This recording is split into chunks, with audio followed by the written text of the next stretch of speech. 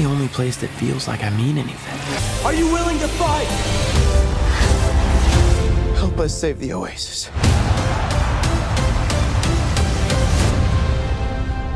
Hey, how's it going? It's been a while since I've done this. Here it is, 2018, and 4 months in, and I'm back at doing this. Been very busy doing some side projects and some of Anthonyx Maximus. Tonight's movie, I should say, I'm reviewing Ready Player One, a movie that has a lot of nostalgic Easter eggs, and it's being released on Easter, and the world falls into place. And before we get into this is the non-spoiler version. I don't know how I can describe this movie. It's good. It's good. It's just... Alright. If you're looking for a movie with a lot of nostalgia and fandom that I dig, that carries on from the Iron Giant, pretty much anything from the 80s and the 90s, you're gonna really love this movie. Because that's the premise. The creator of this virtual world is an 80s child grown up. The movie takes place in the year 2045. It's sort of a light dystopian future, but everybody escapes into the virtual world. They get to live out characters they've always wanted to be or imagine themselves. We all can relate to that.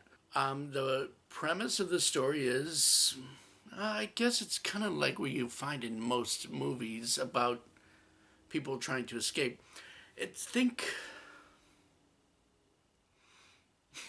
A lot of connections come into this. When I think of this movie, I get a lot of mix of The Matrix with Lawnmower Man. What else?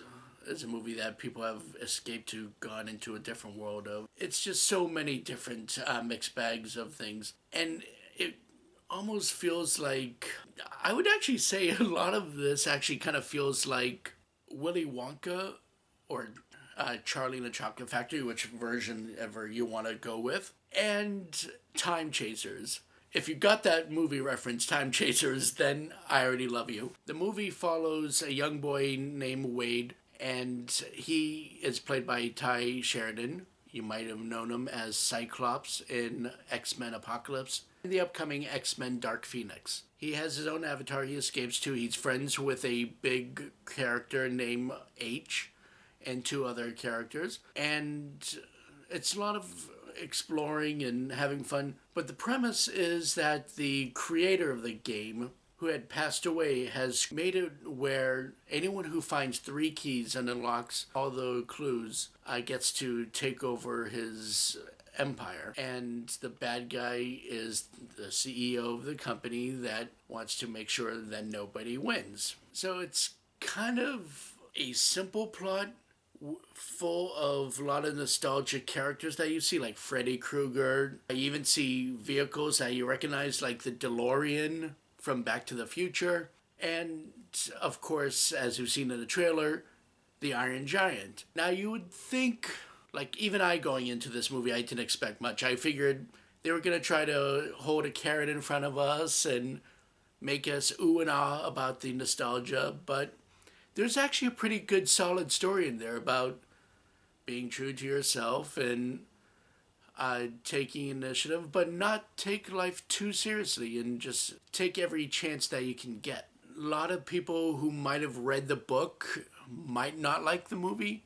I have to admit, I didn't read the book, and that's probably why I liked the movie. See, I'm not like this idiot that refuses to read. It's just movies find me faster than books. So I have to take into account of the perspective of the storytelling and not so much the books. And yeah, oftentimes the books are better, but I can say that about anything. That's like me saying the original is better than the remake. It's the same generic gripe. Aside from that, no, like I said, it's a solid story. You'll enjoy it. It's directed by Steven Spielberg.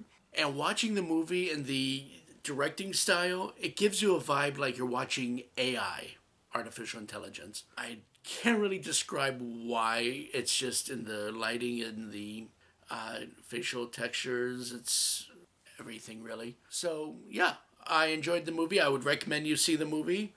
It would be worth the $15 or whatever. Or you could get a movie pass. Movie pass, I paid $9.95 a month, but that's because I pay monthly and I didn't pay a year in advance. Otherwise, it'd be like $6.95 a month, but you gotta pay that 12 months worth upfront.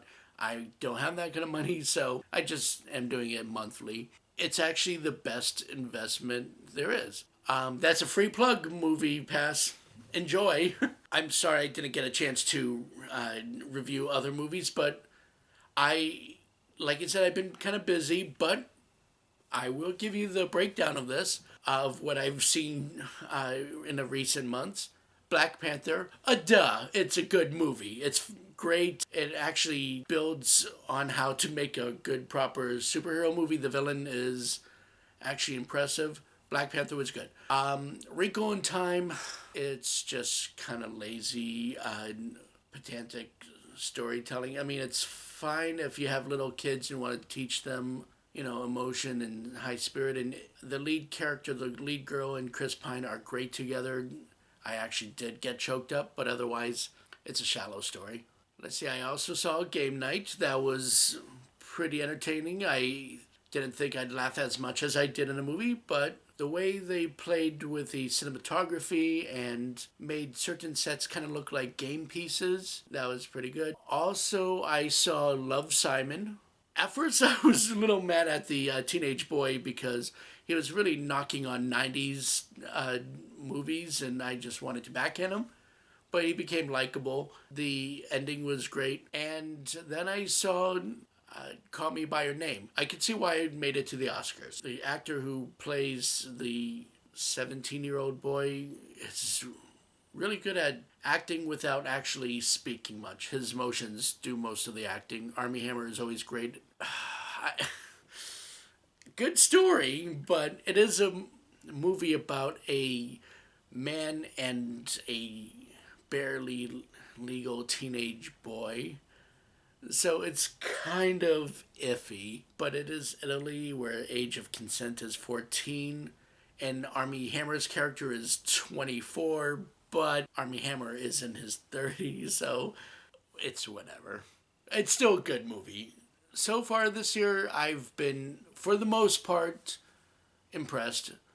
Wrinkle in Time could have been better, but looking forward to some more movies this year. So, back to the Easter egg-filled, non-spoiler movie of Ready Player One. Again, overall, good movie. Don't stay through the credits. Nothing's going on, which is ironic. A movie that's really literally about Easter eggs has no Easter egg in the credits. So I will have my spoiler version. See the movie, and happy Easter.